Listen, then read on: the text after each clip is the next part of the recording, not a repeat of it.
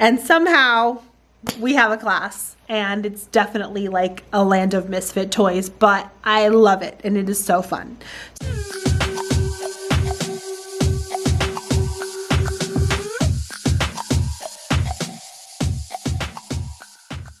Hi guys, if you're new here, my name is Braylon. I am a kindergarten, first and second grade special ed teacher. I have a self-contained room with about 8 to 10 students. I usually start with 8. I usually get 10 by the end of the year, or sometimes more than that. Yes, I teach 3 different grade levels, but within that, there are about 6 different variances. And so I have kindergartners who are doing 5th grade work, and I have kindergartners who are doing preschool.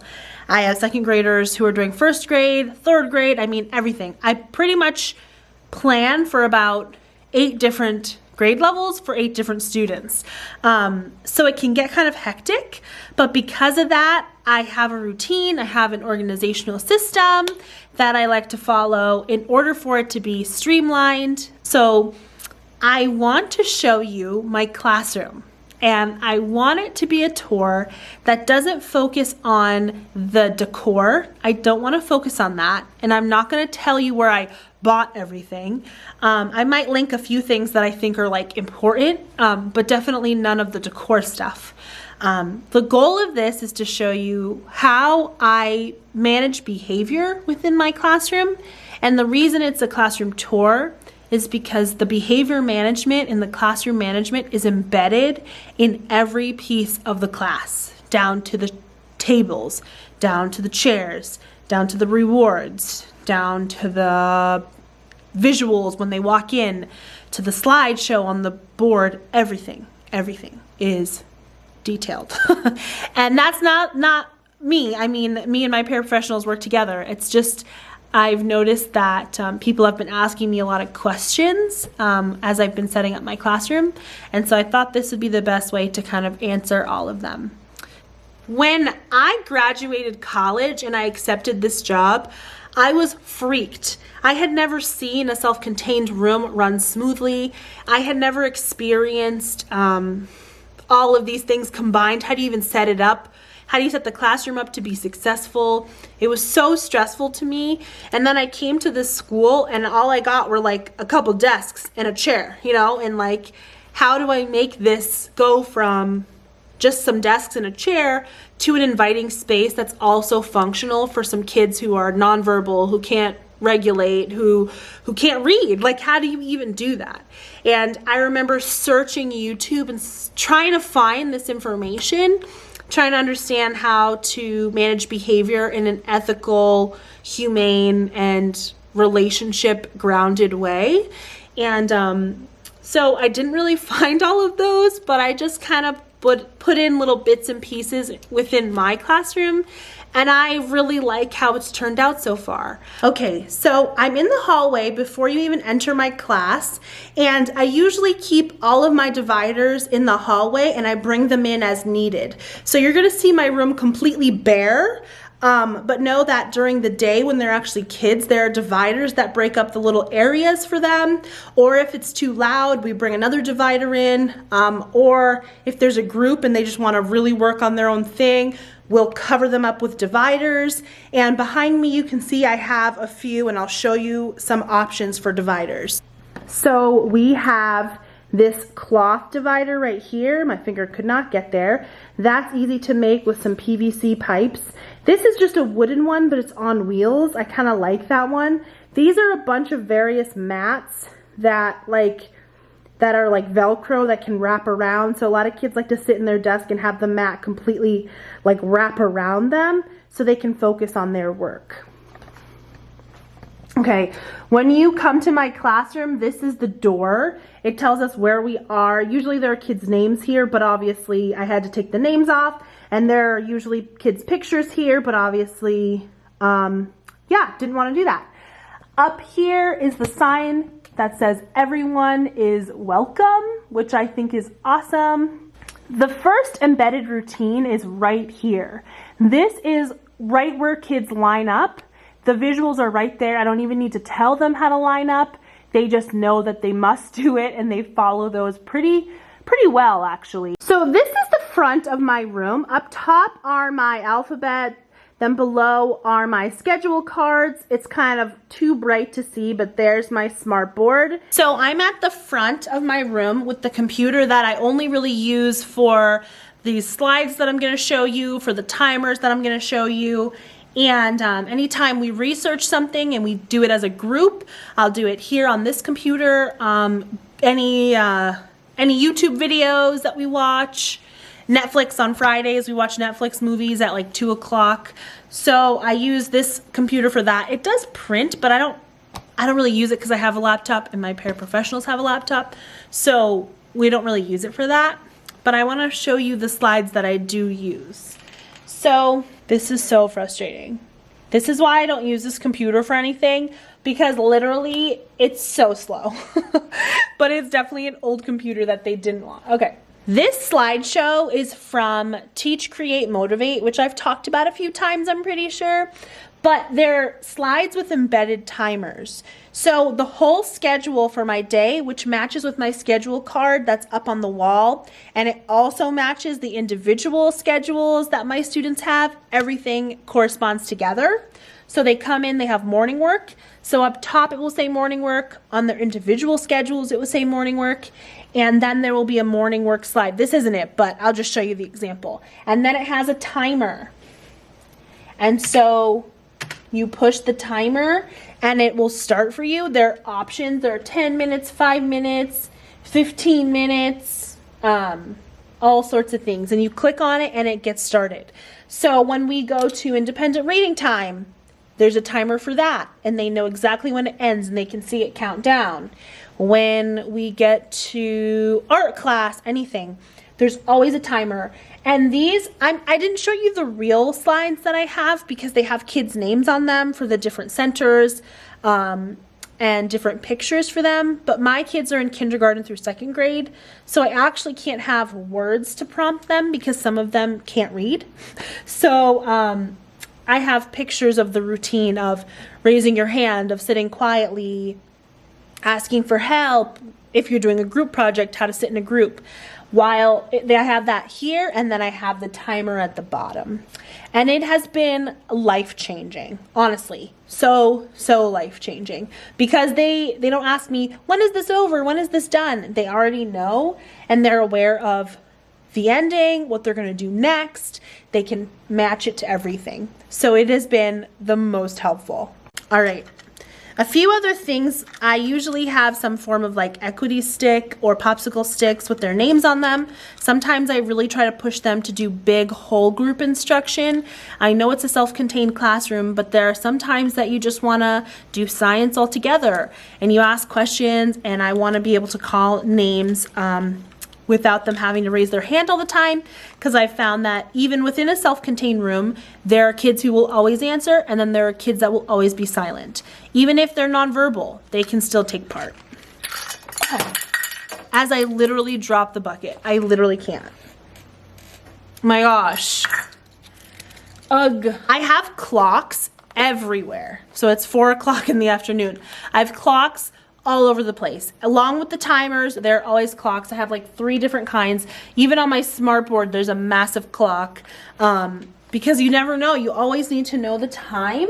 Now, if you've watched any of my videos before, I use a little bit of a calm down area. It does have padded walls, but it's open. There are no shut doors. So they can come in, they can use the padded floor, which right now it's ripped up because I just washed it. And they can do like settling activities. So in here I have like some stuffed animals. There are a lot of times the kids want to sleep. I mean, cool, go to sleep. There's a fluffy pillow and a blanket, which yes, I bring those home and wash them, so don't worry. I've shown this many times, but if you haven't seen it, I'll show you really quickly. I have pictures, like visuals of what they can do to calm down, and about like their emotions and the emotions chart. And so usually it's right here, but because it's open, all the staff in the room can see it, which is kind of helpful. So they do, I've shown this before, they have their little sensory tubs if they're ever done and this is what they want to do, or they're really not interested in the work, but they need like a minute before they start the work, they can come get these tubs. This is just in a massive little basket that I found at Savers for like $3, which is like a thrift store if you don't know. Throughout the day, I do give incentives. So they earn like a sticker chart or credits. I don't even give stickers, I just give stamps, or honestly with my pen I write like a smiley face or something. Throughout the day they earn those, and it's not just like for anything, it's like for really awesome stuff. Every time, if I see a kid that it's hard for them to sit still, then I give them a credit for sitting still every time, even if it's every minute that I see them. And the goal is to fill it up. In the morning they have 25 spots, and then we cash them in before lunch. And then in the afternoon they have 15 spots just because there's like less time after that. And then they cash it in before they go home. And that seems like a lot, but my kids have disabilities and special needs, and so the reward needs to be a little bit more immediate or else they actually won't remember it. And when I say cashed in, I don't mean for like prizes. Basically, here are the buckets I'm going to show you.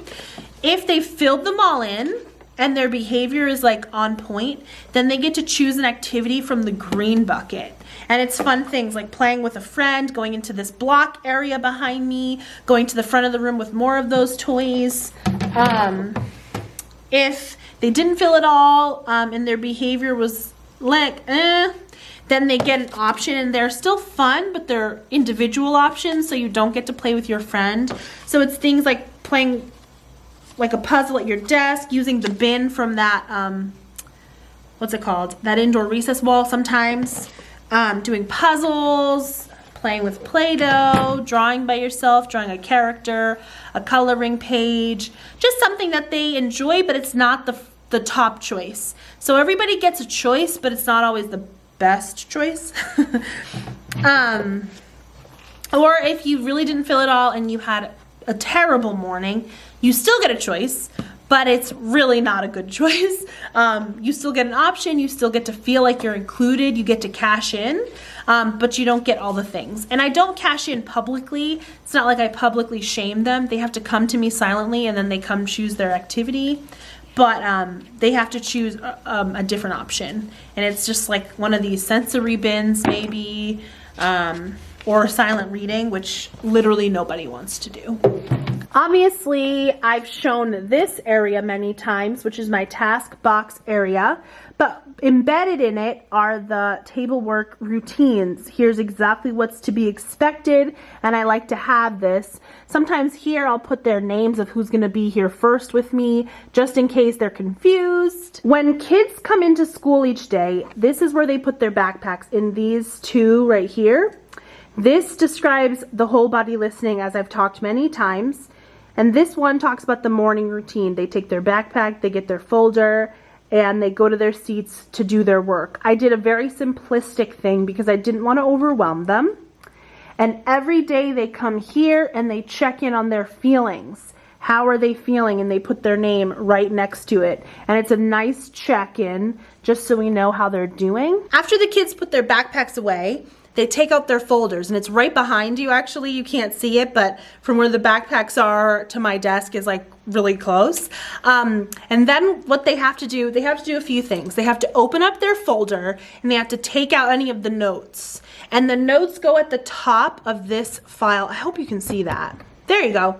The top right there. Then they put their folders in this basket. And this is helpful for me because when I sit at my desk, I can check through all of their folders just to double check. When they do their morning work or they have homework, then it goes in this second one. If they have reading, writing work, it goes here, math here, and then science and social studies here. Now, it's just, this looks like it's for organizational sake, and it kind of is, but mostly it's because when I grade it, it's much easier when it's already separated. And I take grades every day, and so it's just helpful for me to have all of them separated. So I just pick the pile, I can grade the work, put it back in the folders, and then at the end of the day, my paraprofessional puts the homework in the folders, we put them in the backpacks, and they go home. It's a streamlined process.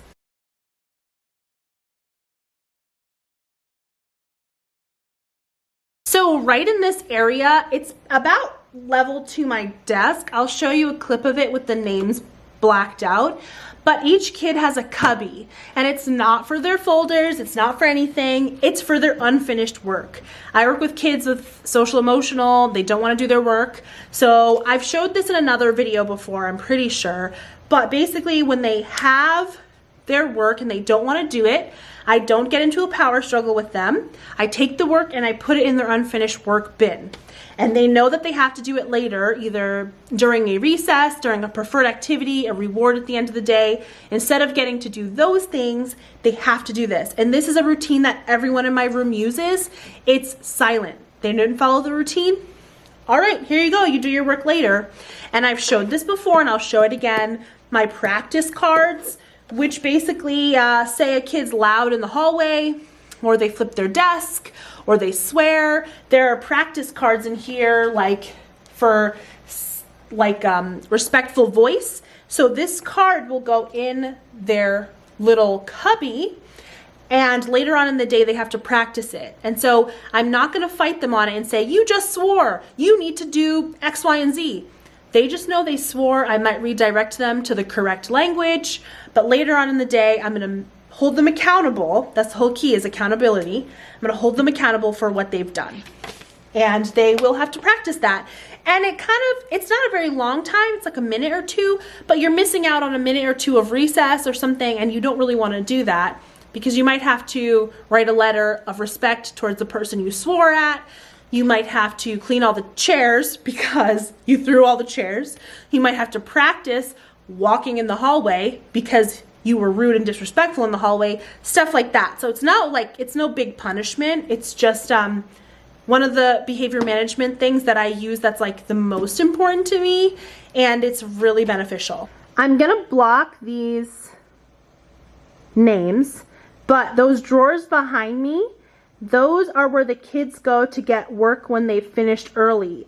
Each drawer has their name on it, and it has work for them or little boxes or little activities that are right below their level, so they can always do it independently.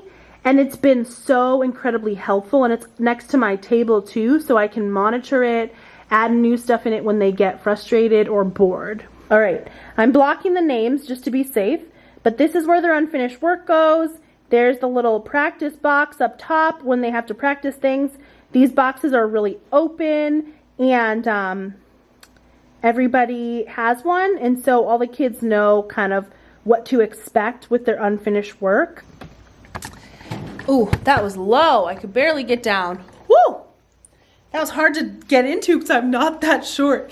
I've gotten asked a few times why my kids have individual desks, because I know that we're all about flexible seating and all that stuff. For my students, they are not yet at a place where they can do flexible seating. Their whole reason that they're in special ed is because they cannot self-regulate.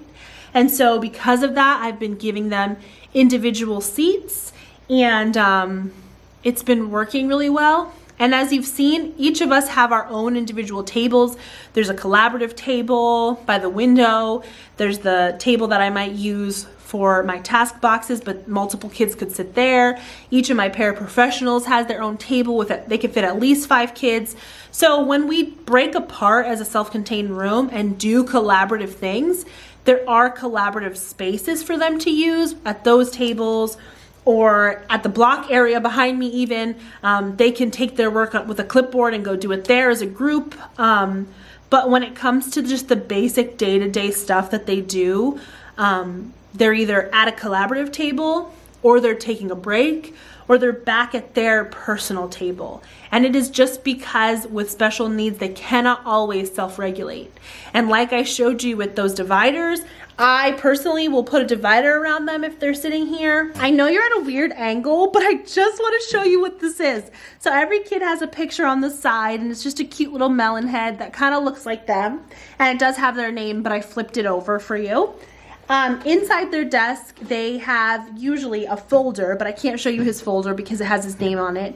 And that's where they keep their coloring pages or any extra work like that. They always get one pencil until they break the pencil. I'll give them a new one, but I don't let them keep their pencil boxes in here because kids with autism or kids with disabilities, sometimes they like to fiddle with it and they can get a little distracted. If they need a fidget, I'll give them a fidget, but in terms of like using their pencil box as one, I don't usually let that happen. But when they need to color, I will bring them a box and they can use it, and then I take it back. In here, for this kid, he likes to earn the iPad, and he wanted Pokemon balls on there. But this is from the dollar store, and this just holds their little trinkets. So it fits right in the desk like that. And that is so perfect. And then up top is their name tag. I'm not going to show you. It has tabs. I think I've shown this in a video before, but I'll include the video again. But you pull the tabs in and out. So I'll show you kind of what it looks like. If you need the money tab, you pull the money tab out. If you need the words and the letters, you pull that out. I think I've shown this a few times, but this is where I put all of the activities that the kids will do each day. So if the speech lady is coming in or being pulled out, there's a sticky note that goes on here to tell me when they're coming for which kid. Obviously, I don't have any sticky notes on here because I don't want any kids' names. But if a kid gets speech on Tuesdays and Thursdays, then they put them both there. If they get OT on Monday, Wednesday, Friday at 12, then I know exactly when, so that there's no confusion. And every day I check this when I set up their visual schedules at their desks, because that way it matches up. We do yoga once a week at least. And so this is where I keep my yoga mats. You can't really see that. Let me bring you closer. Obviously it's a mess, but I lay the yoga mats. We do yoga, which if you don't follow, what is it called? Cosmic Kids Yoga on YouTube. Oh my gosh. She has Minecraft, Star Wars, Star Trek, Roblox, every kind of yoga, and it is so good for my kids to do it. I've shown this a gabillion times. Please, I know, but really quickly. You can earn stuff. This is just another form of a visual schedule for one of my kids because the big schedule does not work. Here's another schedule that they have to use a dry erase marker and cross it off because they can't handle the pieces of the other schedules because they rip them up and throw them on the floor. Obviously, we've seen these. I've talked about these a gabillion times. These are very important. This is my schedule book. If you want to know how to make it, there's a whole other video about that. And obviously, we've talked about these many times. I'm not going to go into it, but this is another type of schedule. If you want to know about how I lesson plan for this many grades, I also have a video about that, so I'm not going to spend a ton of time talking about that. There are obviously visuals for washing your hands and making sure you're doing that properly. Here is my sink area. This is where we display a lot of work, so the work is coming soon. Here's where we put birthdays and pictures. I'm not going to put the names up yet, obviously. And here, along here is my back counter. So we kind of, me and my paraprofessionals, we all love to like have snacks and all our foods in there. Kind of made it look like Starbucks. And then those are my geckos, which is great. I'm not going to show you below because it's a disaster and I'm embarrassed. Up here is our favorite sign, which is be kind, show respect, and work hard. If you haven't yet, please subscribe down below and comment and let me know what you've learned from this and what you disagree with, what you agree with, all of that. I would love to hear it.